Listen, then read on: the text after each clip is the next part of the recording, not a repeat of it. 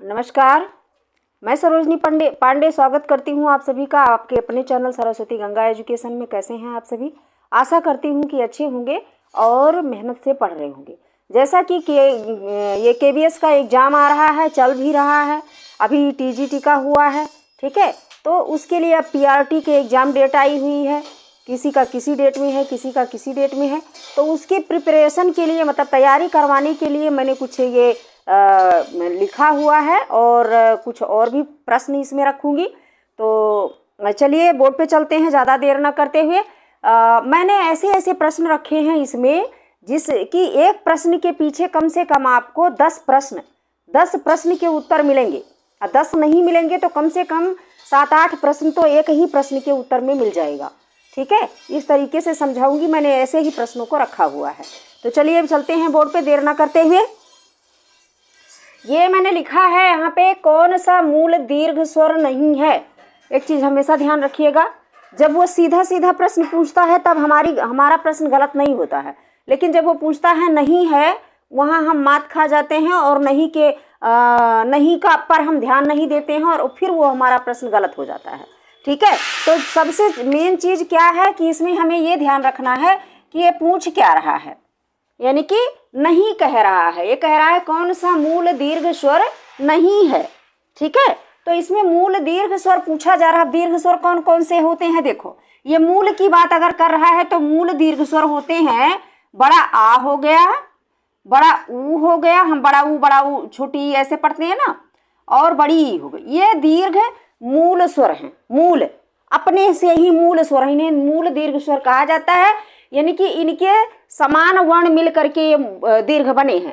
बड़ा छोटा मिल करके बड़ा, छोटी मिल करके बड़ी, और छोटा ऊ मिल करके बड़ा ऊ।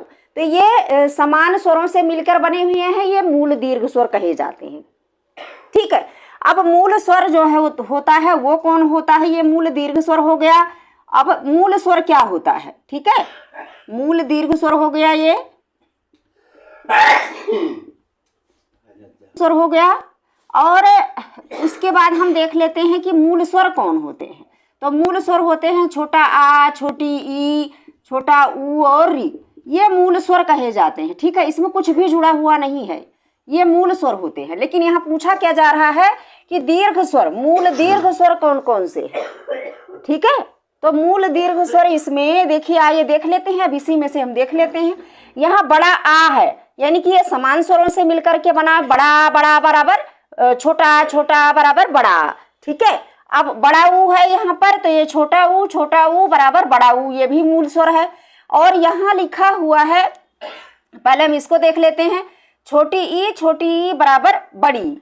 तो यानी कि यहाँ पर हमें तीनों जो हैं मूल स्वर मिल गए, यानी कि मूल दीर्घ स्वर हैं, ये हमें मिल गए। और ये जो है ये अलग दिखाई दे रहा है, क्योंकि ये कैसे बना हुआ है। अब आप कहेंगे ये कैसे बना हुआ? यह आता है गुण स्वर संधि में, ठीक है। ये बनता है ओ कैसे बनता है? आ प्लस ऊ बराबर होता है ओ। अब इसको कहते हैं संयुक्त स्वर।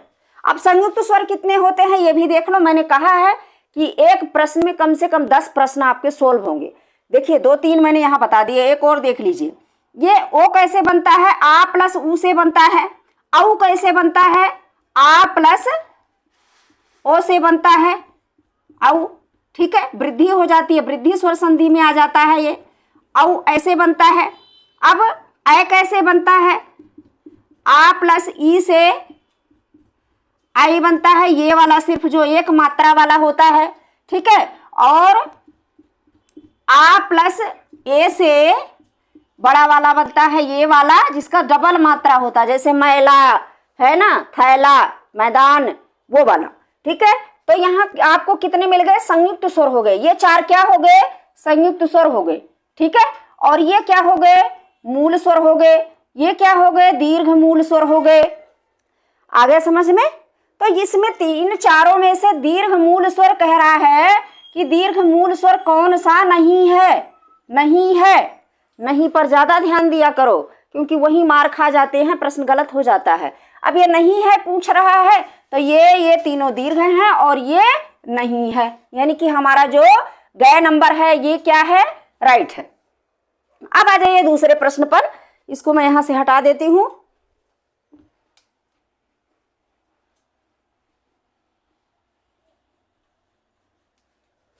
इसको मैं यहां से हटा दी। अब दूसरे प्रश्न पर आ जाइए। इसमें पूछ रहा है एक से अधिक वर्णों के मेल को क्या कहते हैं। कितने वर्णों के मेल को? एक से अधिक वर्णों के मेल को। अब देखिए, जो स्वर होते हैं उनके साथ किसी भी वर्ण का मेल नहीं होता। स्वर क्या हो गए? स्वतंत्र हो गए, यानी एक वर्ण अपने में स्वतंत्र होता है। ठीक है, आ आ ई ई उ ऊ ये सारे स्वर हैं, ये सारे के सारे स्वर स्वतंत्र हैं, इसमें किसी भी वर्ण का मेल नहीं है। व्यंजन कितने प्रकार के होते हैं? व्यंजन कितने होते हैं? ठीक है, तो व्यंजन हमने पढ़ लिया है। चलिए व्यंजन मैं आगे बताऊंगी। वर्ण कितने प्रकार के होते हैं? व्हाट इज वर्ण? वर्ण कितने प्रकार के होते हैं? ठीक है, तो वर्ण होते हैं जो है दो प्रकार के। कितने होते हैं? ये पूछा हुआ प्रश्न है, इसलिए मैं इसको बता रही हूँ। वर्ण दो प्रकार के होते हैं। कौन कौन से? स्वर और व्यंजन। ठीक है, स्वर और व्यंजन दो प्रकार के वर्ण होते हैं। स्वर हमेशा स्वतंत्र होता है, इसमें किसी भी वर्ण का मेल नहीं होता है। लेकिन व्यंजन क्या करता है? ये वर्णों के मेल से बोला जाता है। वैसे इसे हल वर्ण भी कहा जाता है। ध्यान देते रहिए, मैं कितने प्रश्न के उत्तर बता रही हूं आपको एक प्रश्न के साथ। ठीक है, तो जो वर्ण है ये दो होते हैं। स्वर अपने आप में स्वतंत्र होता है। स्वर और व्यंजन दो वर्ण होते हैं, दो प्रकार के। ठीक है, इसमें स्वर स्वतंत्र होता है, इसमें किसी भी वर्ण का मेल नहीं होता। व्यंजन जो है ये वर्णों के मेल से बनता है। जैसे मान लिया हम क बनाते हैं, तो ये क में ए मिलेगा। जब ये पूरा होगा तब ये पूर्ण रूप से वर्ण कहलाएगा, नहीं तो इसे हल वर्ण कहेंगे। हल वर्ण का मतलब आधा, यानी कि स्वर को क्या कहा जाता है? अच कहा जाता है। अच, स्वरों को क्या कहते हैं? अच। ये स्वर को अच कहा जाता है। और व्यंजन को क्या कहा जाता है? हल भी कहा जाता है। स्वरों को अच भी कहा जाता है और व्यंजन को हल भी कहा जाता है। तो कितने सारे प्रश्न मैंने यहाँ पर सोल्व करा दिए। अब हम क्या प्रश्न देख रहे थे कि एक से अधिक वर्णों के मेल को क्या कहते हैं। अब स्वर को तो किसी वर्ण की जरूरत ही नहीं होती है, तो स्वर तो आएगा नहीं। ठीक है, आएगा सीधा सीधा व्यंजन, क्योंकि व्यंजन में जब तक किसी स्वर को हम नहीं मिलाएंगे तब तक वह आधा ही रहेगा। मान लिया हमें लिखना है किसी लिखना है। अब इसको देख लीजिए, क में पहले क होगा, फिर क पे छोटी ई की मात्रा आएगी। छोटी ई की मात्रा जो ऐसे इधर से चढ़ती है। ठीक है, उसी के बाद स आएगा, स हलवर्ण होगा, फिर इसमें बड़ी ई की मात्रा लगेगी और बड़ी ई की मात्रा इधर से आती है। आपने देखा कि जब इसमें हम किसी स्वर को मिलाते हैं व्यंजन में तब उसका पूर्ण रूप होता है, नहीं तो वो हमेशा आधा होता है। यदि हम क ख ग घ पढ़ रहे हैं तो उसमें आई छुपा हुआ होता है, आई लगा हुआ होता है, जिसकी वजह से उसे हम पूर्ण रूप से उच्चारित कर पाते हैं, नहीं तो हम उच्चारित ही नहीं कर पाएंगे। तो सारी एक एक बात मेरी नोट करते रहिएगा। मैंने कम से कम कई सारे प्रश्न इसमें बता दिए हैं आपको। अब आ जाइए, हम क्या पढ़ रहे थे? प्रश्न क्या देख रहे थे? प्रश्न हम देख रहे थे कि एक से अधिक वर्णों के मेल को क्या कहते हैं। इसमें चार ऑप्शन दिया हुआ है। कौन कौन सा? अक्षर, व्यंजन, स्वर, अनुस्वार। अनुस्वार क्या होता है? देखिए, अनुस्वार इसको कहते हैं बिंदु को। ये जो बिंदु लगा हुआ होता है ना किसी भी वर्ण के ऊपर, तो इसे अनुस्वार कहा जाता है। ठीक है, तो अनुस्वार तो किसी के पीछे चलता है, किसी भी वर्ण के पीछे चलता है, यानी स्वरों के पीछे चलता है।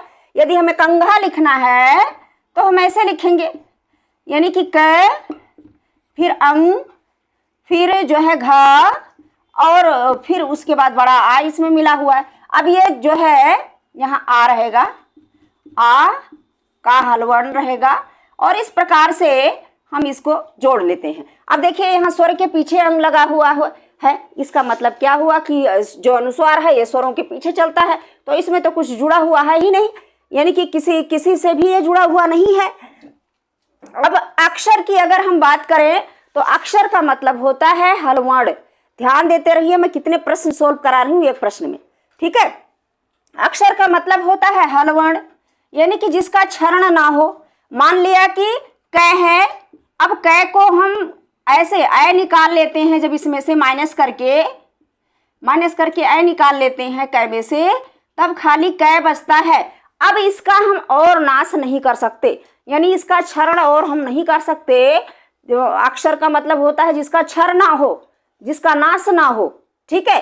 अब हम इसका नाश नहीं करते, अब इसको कहते हैं अक्षर। जिसको हम हलवर्ण कहते हैं वही अक्षर कहलाता है। तो अक्षर में तो कुछ नहीं होता, अक्षर तो ऐसे हलवर्ण होता है, इसमें तो और कोई वर्ण मिला नहीं है। अब आ जाते हैं हम स्वर में। स्वर मैंने बता दिया कि स्वतंत्र होते हैं, स्वरों को किसी के मदद की जरूरत नहीं होती है, यानी कि वह अपने आप में ही स्वतंत्र उच्चारित हो जाते हैं। तो अब बचा क्या है? व्यंजन बचा है। व्यंजन मैंने बता दिया कि बिना किसी स्वर की सहायता के वो बोले नहीं जाते हैं। अच्छा, अगर यहाँ पर संयुक्त व्यंजन दिया हुआ होता तो बिल्कुल उसी को हम राइट करते, लेकिन यहाँ संयुक्त व्यंजन नहीं है, व्यंजन दिया हुआ है। आप ध्यान रखिएगा, यदि वो पूछता है कि कौन से किस ऑप्शन में संयुक्त व्यंजन है, यानी कि किस ऑप्शन में जो है एक वर्ण से ज्यादा वर्ण जुड़े हुए हैं, तो मतलब जैसे भी इसमें पूछा अधिक वर्णों के मेल को, ठीक है, तो तब आपको अगर वहाँ व्यंजन है तो व्यंजन लगाना है, और यदि संयुक्त व्यंजन लिखा हुआ है तो संयुक्त व्यंजन लगाना है। दोनों का ध्यान रखना, नहीं कभी कहो कि व्यंजन तो व्यंजन अकेला होता है, ऐसे मत सोचिएगा। तो चलिए, तो अक्षर तो था नहीं, इसको हमने काट दिया, स्वर भी नहीं है, अनुस्वार भी नहीं था, यानी व्यंजन जो है हमारा सही उत्तर है। अब आ जाइए तीसरे प्रश्न पर। अब हम चलते हैं तीसरे प्रश्न पर। एक देख लिया आप लोगों ने, एक प्रश्न के पीछे मैंने कई कई प्रश्न करा दिए, ठीक है, कई कई प्रश्न सोल्व करा दिया। अगर आप ध्यान से देखेंगे, ध्यान से सुनेंगे कि क्या क्या बता रही हूं, तो आपके कम से कम 10 प्रश्न एक प्रश्न में से निकल के आया, ठीक है। अब आ जाइए, निम्न में से कौन सा अंतस्थ व्यंजन है? अंतस्थ व्यंजन जो न तो स्वर होता है न व्यंजन होता है, यानी कि जो अंदर से ही, मुंह के अंदर से ही उच्चारित होता है, बाहर से उसका कोई प्रयोग नहीं होता, वो क्या होता है? अंतस्थ व्यंजन होता है, ठीक है। तो इसमें अभी पूछ रहा अंतस्थ व्यंजन कौन सा है। ये देखिए, पहला लिखा है ख, दूसरा लिखा है ज, तीसरा है व, और चौथा है श, श, श, ठीक है। तो तालु वाला सा है यहाँ पे। तो अब हमें देखना है कि इसमें अंतस्थ व्यंजन है कौन सा। तो देखिए, ख जो है ये कंठ से बोला जाता है, क ख ग घ ङ। जय जो है ये चय वर्ग का है, तो चय जो है ये तालु से बोला जाता है, च छ ज झ ञ, ठीक है। शय जो है ये ऊष्म व्यंजन है, ऊष्म व्यंजन है, ठीक है, जिसका बाह्य प्रयोग होता है, वायु ढेर सारी निकलती है, वो ऊष्म व्यंजन है। ये पूछ रहा है अंतस्थ व्यंजन। तो अंतस्थ व्यंजन जो है कितने हैं, कितने प्रकार के अंतस्थ व्यंजन है? य, र, ल और व, चार अक्षर हैं, 4 वर्ण हैं अंतस्थ व्यंजन में, ठीक है। तो हमारा अंतस्थ व्यंजन कहाँ है? गय वर्ण में, ठीक है, गय ऑप्शन में। तो हमारा गय जो है ये गय ऑप्शन सही हो जाएगा। अब हम चलते हैं चौथे प्रश्न पर। चौथा प्रश्न है हमारा प्रश्न नंबर 4। प्रश्न नंबर 4 ये पूछ रहा है कि गय, गय, गय से गमला, गय वर्ण है। अब ये पूछ रहा है क्या है। ऑप्शन में है, पहला ऑप्शन है हमारा महाप्राण, दूसरा है अल्प प्राण, तीसरा है दोनों हैं, और चौथा है कोई नहीं है। अब हमें देखना है कि ये अल्प प्राण है कि महाप्राण है कि दोनों है, इसमें दोनों मतलब अल्प प्राण महाप्राण दोनों है या कोई नहीं है, ये हमें देखना है। ये है कै वर्ग का तीसरा वर्ण, कौन सा? कै ख, कै ख गै घ न, ये है कै वर्ग का ये तीसरा वर्ण है, तीसरे नंबर पे आता है, ठीक है। अब ये पूछ रहा है कि ये अल्प प्राण है या महाप्राण है। अब महाप्राण अल्प प्राण क्या होता है? अल्प प्राण उसको कहते हैं जिसके उच्चारण में हमारी जो श्वास होती है वो कम से कम निकलती, माने निकलती ही नहीं है, ठीक है, निकलती ही नहीं है। वायु जो मुंह से वो निकलती ही नहीं, अंदर ही हो जाता है, उसको उच्चारित करते समय अंदर ही रह जाती है। लेकिन जब जो महाप्राण वर्ण होते हैं उनको बोलने से हमारी जो मुंह है इससे श्वास बाहर आ जाती है, ठीक है, बाहर। ऐसे देखिए, बोल के देखिए, जब हम कै का उच्चारण करते हैं तो कै अंदर ही बुल जाता है, सांस बाहर नहीं निकलती। लेकिन जब हम ख का उच्चारण करते हैं, सॉरी यहाँ पे मैंने, जब हम ख का उच्चारण करते हैं तो हाथ लगा के देखिए ऐसे ख, तो ढेर सारी वायु बाहर निकल जाती है। उसके बाद जब हम गय का उच्चारण करते हैं, गय, ग, कोई वायु ही बाहर नहीं निकलती। ठीक है, फिर हम बोलते हैं घ, घ, बहुत सारी वायु बाहर निकलती है, यानी हमारे हाथ से वायु टकरा जाती है। ठीक है, फिर हम ङ का उच्चारण करते हैं, ङ, वायु नहीं निकलती है। यानी कि इसमें महाप्राण कौन कौन से हैं? ख है और घ है, यानी कि दूसरा और चौथा जो है ये महाप्राण है। बाकी के तीनों जो हैं क, ग, ङ, ये क्या है? अल्प प्राण हैं। ठीक है, तो ये दोनों क्या हो गए? महाप्राण हो गए। और ये तीनों क्या हैं? अल्प प्राण हैं। ठीक है, तो अल्प प्राण जो है, प्राण के आधार पर वर्ण कितने प्रकार के हैं? 2 प्रकार के, अल्प प्राण और महाप्राण। ठीक है, ध्यान देते रहिए, मैं कितने प्रश्न के उत्तर दे रही हूँ। ठीक है, तो अब समझ में आया होगा। अब चलिए बताइए कि कौन सा वाला सही है इसमें से। पहला है क महाप्राण, दूसरा है अल्प प्राण। जैसे कि मैंने यहाँ पर बताया है कि ग जो है विकल्प हमारा, ग जो है ये अल्प प्राण है, यानी कि इसको बोलने में हमारे मुंह से कोई भी सांस बाहर जरा भी नहीं निकलती है, इसलिए ये क्या है? अल्प प्राण है। ठीक है, तो ग ऑप्शन हमारा, जो हमारा ऑप्शन ये ख है, ये सही होगा। ख ऑप्शन हमारा सही होगा, यानी कि अल्प प्राण जो है, ग जो है ये अल्प प्राण है। ठीक है, अब चलते हैं 5वें प्रश्न की ओर। चलिए अब हम देख लेते हैं प्रश्न नंबर 5। प्रश्न नंबर 5 हमारा है कि पूछ रहा है कि काकल्य वर्ण कौन सा है? काकल्य का मतलब होता है कंठ। काकल्य माने कंठ, यानी कंठ से जो उच्चारित होते हैं ऐसा कौन सा वर्ण है, उसे काकल्य वर्ण कहा जाता है। ठीक है, तो कंठ से कौन सा उच्चारित होता है? जैसे कि एक सूत्र है, यहाँ पर देखिए, एक सूत्र है अकुह, अकुह विसर्जनीया, विसर्जनीया नाम कंठा। ठीक है, यहाँ विसर्ग लगेगा। ये अब इसमें देखिए कौन कौन से वर्ण आ रहे हैं। कंठ से कौन कौन से वर्ण उच्चारित होते हैं? छोटा बड़ा, यानी कि छोटा बड़ा हो गया, कै वर्ग हो गया, है हो गया, है से हाथी। विसर्जन, विसर्ग का मतलब विसर्ग, विसर्ग माने जो 2 बिंदी वाला होता है। ठीक है, ये सभी के सभी, यानी विसर्ग इसको कहते हैं, ये विसर्ग होता है। तो ये छोटा बड़ा हो गया, और जो ये है क्या नाम है, ये कै वर्ग है, ये कख गघ ङा, ये सभी और है और विसर्ग, ये चारों के चारों किससे उच्चारित होते हैं? कंठ से उच्चारित होते हैं। तो अब यहाँ मैंने बता दिया। अब यहाँ ढूंढ के देखिए कौन सा वाला होगा। ऑप्शन है यहाँ पे, विकल्प है, पहले में लिखा है षटकोण, सलजम वाला श, दूसरे में लिखा है ख में, ख ऑप्शन में लिखा है य, ग ऑप्शन में है अड़, और घ ऑप्शन में है। अब जैसा कि हमने यहाँ पर समझ लिया है, ठीक है, कि जो छोटा आ है वो क वर्ग है और विसर्ग, ये सभी के सभी काकल्य से यानी कंठ से उच्चारित होते हैं। तो हमारा पहले यहाँ पर जो उत्तर है, ये उत्तर नंबर 4 यानी कि ऑप्शन नंबर 4 ये हमारा सही उत्तर हो जाएगा। यानी कि है जो है वो कंठ से उच्चारित होता है। ठीक है, कौन कौन सा?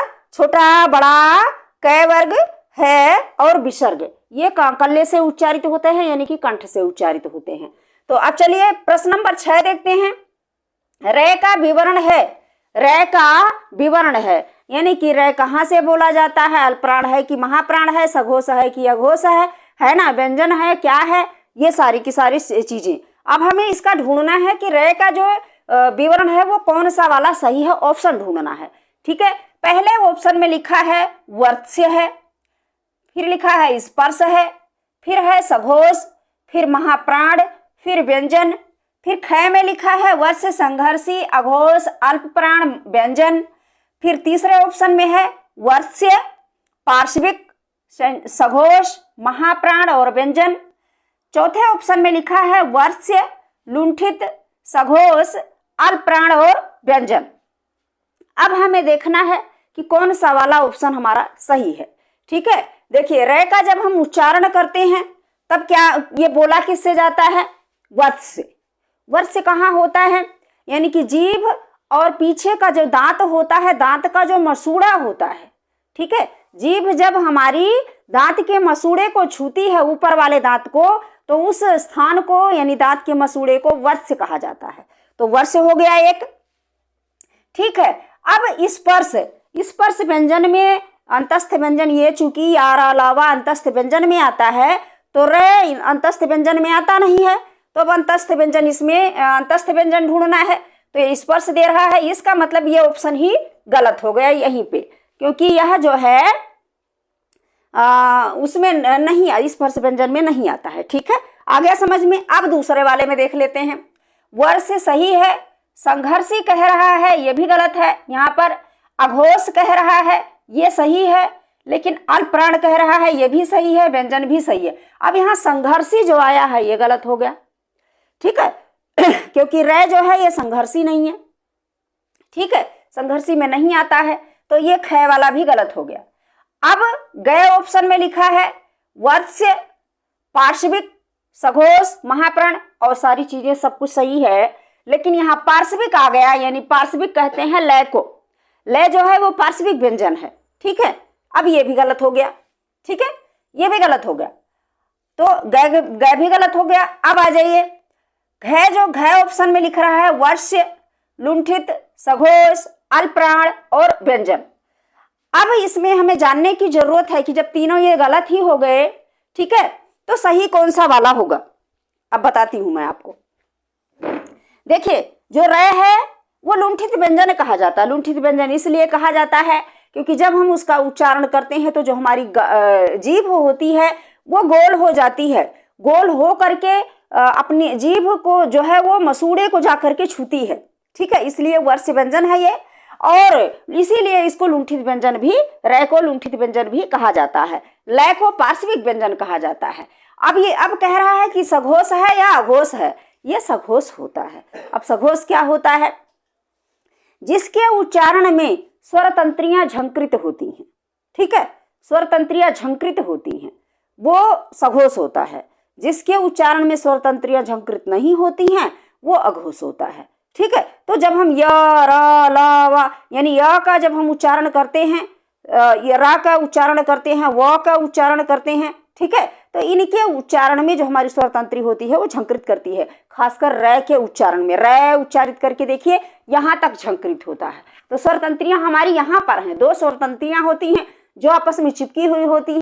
प्राण क्यों है? ये अल्प प्राण इसलिए है क्योंकि जब हम र का उच्चारण करते हैं, ऐसे मुंह के हाथ लगाइए और र का उच्चारण कीजिए, र, वायु नहीं निकलती, बिल्कुल भी नहीं निकलती, जरा मरासा निकलती है। ठीक है, तो ये अल्प प्राण है और व्यंजन तो है ही, इसलिए हमारा जो चौथा ऑप्शन है ये सही है। ठीक है, चौथा ऑप्शन हमारा सही हो जाएगा। ये रे का पूरा विवरण है, यही पढ़ लीजिए। वर्ष व्यंजन है, इसको वर्ष व्यंजन कहा जाता है क्योंकि ये ऊपरी दांतों के मसूड़े के पास जीभ जाके टकराती है, उसे वर्ष कहा जाता है। लुंठित व्यंजन है, सघोष भी है ये, और अल्पप्राण भी है ये, और व्यंजन भी है ये। ठीक है, तो ये चौथा हमारा जो रे का विवरण है ये चौथा वाला सही है। अब हम देख लेते हैं प्रश्न नंबर 7 को। श्रृंगार का वर्ण विच्छेद है, ये कह रहा है कि कौन सा ऑप्शन है जो श्रृंगार का वर्ण विच्छेद है, यानी सही वर्ण विच्छेद है। ठीक है, अब हम देख लेते हैं। पहले ऑप्शन में है बड़ा स, उसके बाद री, प्लस में है अंग, ये जो अंग का लगा हुआ है, फिर गए है गए, फिर आ का डंडा लगा हुआ है आ, और फिर हमने लिखा र, और फिर र में हमने आ लगा दिया। ठीक है, दूसरे ऑप्शन में है स, आधा स है, ये हलंत लगा हुआ है, रे के ऊपर बिंदी लगा दी हमने, गए लिख दिया, प्लस में आ लिख दिया, प्लस में र लिख दिया। ठीक है, उसके बाद तीसरे ऑप्शन में है बड़ा स का आधा, प्लस में आधा र है, फिर उसमें छोटा आ छुपा हुआ है, फिर प्लस में गए है आधा, और फिर उसमें बड़ा आ छुपा हुआ है, फिर र है, फिर आ है, यानी कि वर्ण विच्छेद कर रहा है ये। ठीक है, तो फिर चौथा ऑप्शन है हमारा छोटा बड़े से का आधा, उसके बाद री की मात्रा लगी हुई है, यहाँ पर अंग हो गया, गए पर आ का डंडा हो गया, और प्लस र में आ हो गया। अब हमें देखना है कि सही कौन सा है, क्योंकि ये जो शब्द मैंने यहाँ पे रखा है ये परीक्षा में बहुत पूछे जाते हैं। खासकर अगर पीआरटी का पेपर देने जा रहे हैं आप तो उसमें जरूर पूछा जा सकता है। क्योंकि जो शब्द कोश होता है वो आपको पता होना चाहिए। ठीक है, अब इसका वर्ण विच्छेद हमें देखना है। पहली बात तो ये देख लीजिए कि ये बिल्कुल सही लिखा हुआ है। श्रृंगार ऐसे ही लिखा जाता है क्योंकि वहां पर पद जो वो होता है मतलब सही है या गलत है, शब्द सही है या गलत है ये भी पूछा जाता है, ऐसे प्रश्न भी आते हैं। ठीक है, तो ये अपनी जगह पर जैसे जिस प्रकार से ये लिखा हुआ है बिल्कुल सही है। यहां से एक प्रश्न और ले जाइए। अब हम देख लेते हैं सही कौन सा है, ये हम देखते हैं। देखिए इसमें सा लिखा है, रे के ऊपर बिंदी लगा हुआ है, ये यहीं पर गलत हो गया। ठीक है, ये यहीं गलत हो गया, यानी ख वाला जो है यहीं गलत हो गया। अब यहाँ पर आधा स है बड़ा का, फिर रे लगा हुआ है, आ लगा हुआ है, गए फिर आ फिर रा। यहाँ पर चूंकि री की मात्रा है तो यहाँ रे लगा हुआ है, ये भी गलत हो गया। ठीक है, घ ऑप्शन है, इसमें बड़ा सा आधा है, री है, चूंकि री की मात्रा है। यहाँ पर प्लस में अंग का अंग है, उसके बाद गए पे आ का डंडा लगा हुआ है, जबकि हम वर्ण विच्छेद कर रहे हैं तो ये भी गलत हो गया। ठीक है, ये भी गलत हो गया। अब हम यहाँ पर देख लेते हैं, अब हमारा एक ही बचा हुआ है। यहाँ पर बड़े से का, यानी कि जो ये ऐसे गोल करके इधर घुमाया हुआ है, ये बड़े से का आधा स होता है। ठीक है, उसके बाद री पूरा होता है। कौन सी री? ये वाली री। मैंने री की मात्रा यहाँ पर लिख दी है। आप इसको ऐसे भी लिख सकते हो कि ये जो री होती है ना, हमारी री जो हम छोटा बड़ी री लिखते हैं, आप ऐसे भी इसको यहाँ पर वर्ण विच्छेद में लिख सकते हो, लेकिन मैंने यहाँ पर मात्रा लगा दी थी बस। ठीक है, तो बड़ा से का छोटा आधा री अंग ग आ, क्योंकि आ का डंडा लगा हुआ है गा पर, और फिर प्लस में र, और र में आ छुपा हुआ है। तो ऑप्शन नंबर जो हमारा क है ये बिल्कुल सही है।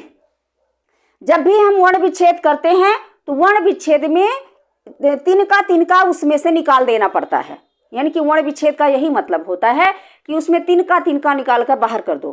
ठीक है, तो इसमें तिनका निकाल करके बाहर किया हुआ है, इसलिए ऑप्शन नंबर क सही है, ध्यान से पढ़ लेना। अब हम देख लेते हैं प्रश्न नंबर 8। प्रश्न नंबर 8 क्या कह रहा है कि स्पर्श व्यंजन, इसमें इन चारों ऑप्शनों में से कौन सा ऐसा वर्ड है जो स्पर्श व्यंजन भी है, कंठ ध्वनि भी है, अघोष भी है, महाप्राण भी है। ठीक है, ये सारी जो गुण हैं वो उसमें विद्यमान हो, ऐसा कौन सा वर्ण है। ठीक है, आइए देख लेते हैं। अभी मैंने घोष अघोष और महाप्राण बता दिया है। ठीक है, जिन वर्णों के उच्चारण में हमारी जो स्वर तंत्रियां हैं वो झंकृत होती हैं उन्हें घोष कहा जाता है, और जिनके उच्चारण में स्वर तंत्रियां झंकृत नहीं होती हैं उन्हें अघोष कहा जाता है। जिन वर्णों के उच्चारण में हमारे मुंह से ज़्यादा वायु निकलती है वो महाप्राण होता है, और जिनके उच्चारण में हमारे मुंह से वायु जरा भी बाहर नहीं आती, माने हमारे हाथ को स्पर्श नहीं करती, वो अल्पप्राण होते हैं। ठीक है, दूसरा इसने पूछा है कि स्पर्श व्यंजन भी होना चाहिए। स्पर्श व्यंजन जो है हमारे 25 हैं, क से लेकर के क वर्ग, च वर्ग, ट वर्ग, तय वर्ग और पय वर्ग, यानी 5 वर्ग हैं, उसमें 25 वर्ण हैं, वही स्पर्श व्यंजन है, तो उसमें से होना चाहिए। ठीक है, एक और कह रहा है कि कंठ ध्वनि होनी चाहिए, यानी कंठ से उच्चारित होना चाहिए। तो कंठ से कौन सा वर्ण उच्चारित होता है? क वर्ग, क ख ग घ ङ। ठीक है, तो अब आ जाइए हम ऑप्शन में ढूंढ लेते हैं कि ऐसा कौन सा है। तो यहाँ पर लिखा है कि ग पहले ऑप्शन में है ग, दूसरे में है क, तीसरे में है ख और चौथे में है च। हमें ढूंढना क्या है? क्या ढूंढना है हमें ढूंढना है स्पर्श व्यंजन होना चाहिए। तो ये तीनों के तीनों स्पर्श व्यंजन है, ग, क और ख, यानी 3 ऑप्शन हमारा स्पर्श व्यंजन का ही है। अब ये कह रहा है कंठ से उच्चारित होना चाहिए, तो तीनों के तीनों कंठ से उच्चारित होते हैं। अब ये कह रहा है अघोष होना चाहिए और महाप्राण होना चाहिए। अब अघोष भी होना चाहिए और महाप्राण भी होना चाहिए, ऐसा कौन सा है? तो हमेशा याद रखिए अघोष कौन होते हैं? वर्गों के जो 5 वर्ग हैं हमारे, उन 5 वर्गों के जो पहले दूसरे वर्ण होते हैं वो अघोष होते हैं। मान लिया मैं एक वर्ग लिख देती हूँ, मान लिया मैं क वर्ग लिखती हूँ, क वर्ग लिखती हूँ, तो क वर्ग में कौन कौन से वर्ण आते हैं? क वर्ग में क, ख, ग, घ, और ङ। ठीक है, ये 5 वर्ण हैं जो कंठ से उच्चारित होते हैं। और अब इसमें से हमें ये देखना है, ऐसे ही सभी वर्गों के 5-5 वर्ण होते हैं और उन 5 वर्णों के जो पहले और दूसरे होते हैं वो अघोष होते हैं, तीसरे चौथे पांचवें ये क्या होते हैं, सघोष होते हैं। ठीक है, तो आइए देखते हैं कैसे अघोष कैसे होते हैं। अब देखिए, अगर प्रैक्टिस करोगे कि स्वर तंत्रियां झंकृत हो रही हैं कि नहीं हो रही हैं तो ऐसे आप समझ नहीं पाओगे, क्योंकि हम कहते हैं क ख तो हमारे स्वर तंत्रियों पर कोई प्रभाव नहीं पड़ता, लेकिन जैसे ही हम ग घ ङ कहते हैं तो जो कंठ है वो पूरा का पूरा खुल जाता है और स्वर तंत्रियां जो हमारी हैं वो झंकृत होती हैं, यानी आपस में टकराती हैं। ठीक है, लेकिन उसको ना समझ पाइए तो ऐसे समझ लीजिए कि जो वर्गों का पहला और दूसरा वर्ण होता है, यानी कि पहला और दूसरा यही है, ये पहला है ये दूसरा है, ये क्या होता है, अघोष होता है। इसके उच्चारण में स्वर तंत्रियां झंकृत नहीं होती हैं। और जो ये तीनों होते हैं यानी तीसरा, चौथा और पांचवा, ये सघोष होता है। इनके उच्चारण में स्वर तंत्रियां हमारी झंकृत होती हैं। ठीक है, अब हमें देखना है, ये कह रहा है स्पर्श व्यंजन होना चाहिए। हमने देख लिया कि ये तीनों ऑप्शन जो है स्पर्श व्यंजन के हैं। अब ये सारे के सारे स्पर्श व्यंजन के हैं, क्योंकि च भी स्पर्श व्यंजन में ही आता है। कंठ ध्वनि से कौन बोला जाता है, तो ग भी बोला जाता है, क भी बोला जाता है और ख भी बोला जाता है, सारे ही है इसमें। अब ये कह रहा है अघोष होना चाहिए। अब अघोष देखिए, अघोष है क और ख। कौन कौन है, क और ख। लेकिन ये क्या कह रहा है कि महाप्राण भी होना चाहिए, खाली अघोष से काम नहीं चलेगा, वो महाप्राण भी होना चाहिए। तो महाप्राण कौन सा है, अब हम फंस गए यहाँ पर।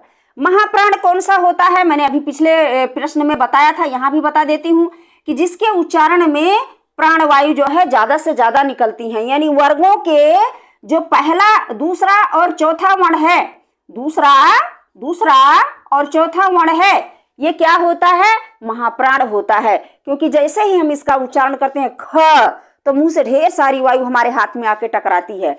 फिर चौथा है घ, तो घ जैसे ही उच्चारित करते हैं ढेर सारी वायु हमारी बाहर आके हाथ से टकराती है। तो ये क्या है, ख और घ जो है ये महाप्राण है। अब हमें महाप्राण ढूंढना पड़ेगा, क्योंकि लास्ट ऑप्शन जो है वो उसने हमें फंसा दिया।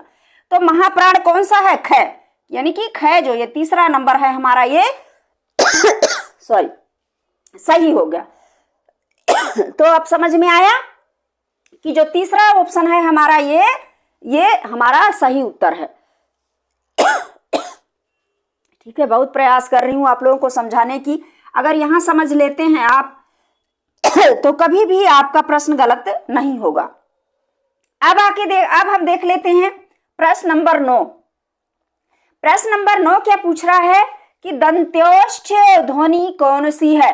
अब सबसे पहले तो हम इसका संधि विच्छेद कर लेते हैं, क्योंकि जब शब्द का ही पता नहीं चल रहा है तो फिर हम उसका उत्तर कहां से निकालेंगे। तो दंत्योष्ठ देखिए कैसे लिखा जाता है, दंत प्लस ओष्ठ, दंत प्लस ओष्ठ, यानी कि जो दांत और ओष्ठ दोनों के सहारे से बोला जाता हो। अब जैसे कि मैंने आपको बताया, ये जो फ है ये प वर्ग का दूसरा वर्ण है, ये ओठ से उच्चारित होता है। ब है ये प वर्ग का तीसरा वर्ण है, ये भी ओठ से उच्चारित होता, प फ ब भ म।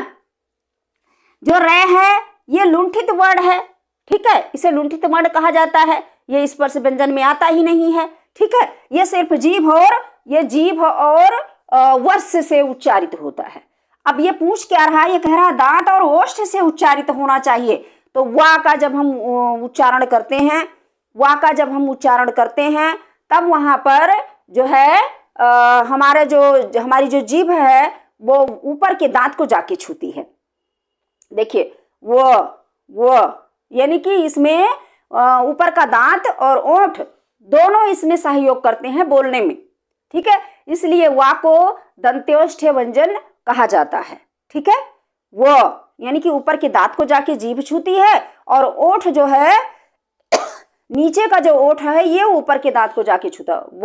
वो यानी कि जब हम उच्चारण करते हैं तो हमारा नीचे का जो दांत ओष्ठ है ये जाकर के ऊपर वाले दांत को छूता है और जीभ जो है ऊपर जाकर के ऊपर उठ जाती है बस।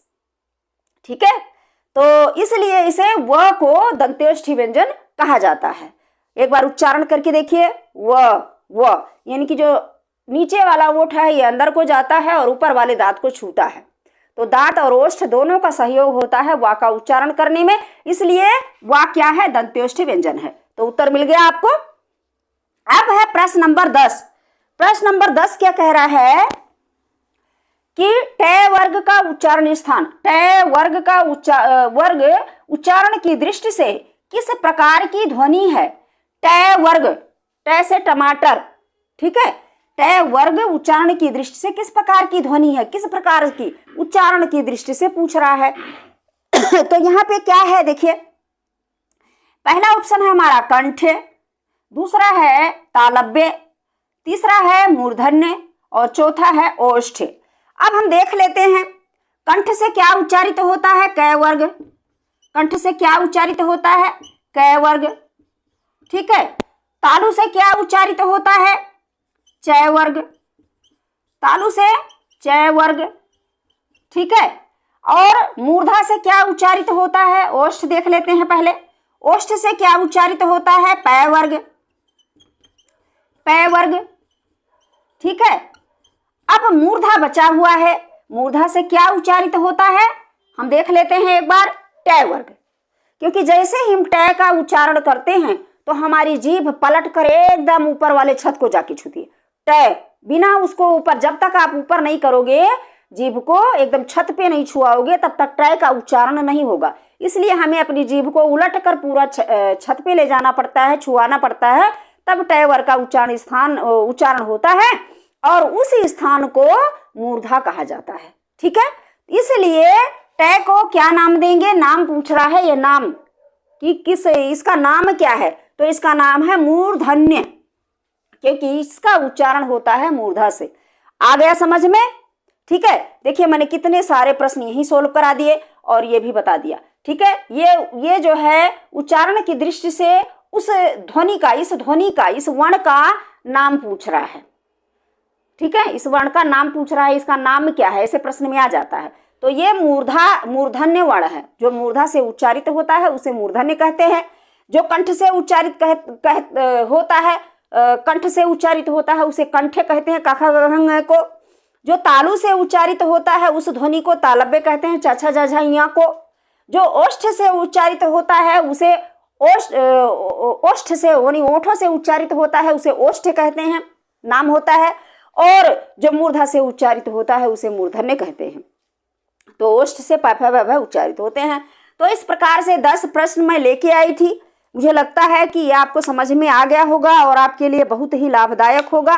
अगला जो मेरा प्रश्नोत्तरी वीडियो होगा, प्रश्नोत्तर का, वो होगा शब्दों का, ठीक है। ऐसे ऐसे मैं थोड़ा थोड़ा करके कराऊंगी जो आपके लिए बहुत फायदेमंद होगा। मैं बहुत बड़ा वीडियो तो नहीं बना पा रही हूँ, लेकिन मैं एक ही प्रश्न में कम से कम 10 प्रश्न आपका सोल्व कराने की गारंटी लेती हूँ। अगर आप ध्यान से उसको सुनेंगे और पढ़ेंगे तो आपको लगेगा कि कितने सारे प्रश्न एक ही प्रश्न में आ रहे हैं और सोल्व कराया जा रहा है, ठीक है।